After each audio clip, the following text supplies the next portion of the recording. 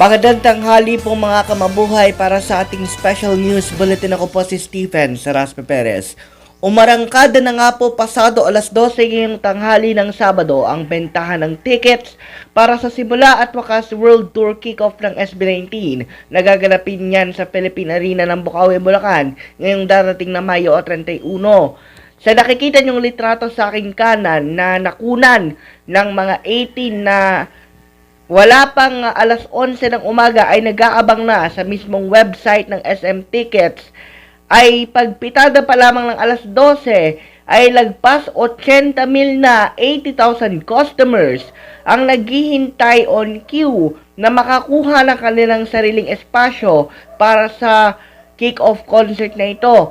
At wala pa iyan sa makasaysayang sold out na nangyari kaninang umaga na ang global ticket at saka mga features para sa mga international fans na nagnanais magtungo ng Pilipinas ay naubos sa loob lamang ng 2 minuto at 50 segundo. Kulang-kulang 3 minuto huyan mga kamabuhay.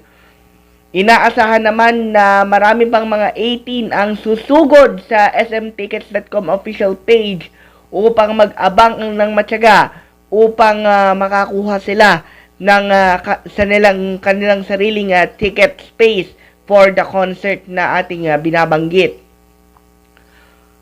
Para sa iba pang balita at impormasyon, bisitahin lamang po ang aming social media pages, facebook.com/Mabuhay Radio Japan Worldwide, aming YouTube channel Mabuhay Radio Japan Worldwide, aming pong Twitter or X account at MRJW News, at aming official website na www.mabuhayradiojapanworldwide.com.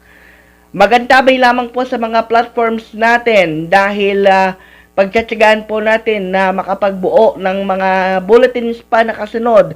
Depende sa kung ano ang itatakbo ng ticket selling para sa simula at wakas kick-off concert ng SB19. Para sa Mabuhay Radio News, sa walang takot, walang pinapaboran, ito ang Senbatsu Patrol number 2, Stephen Saraspe Perez.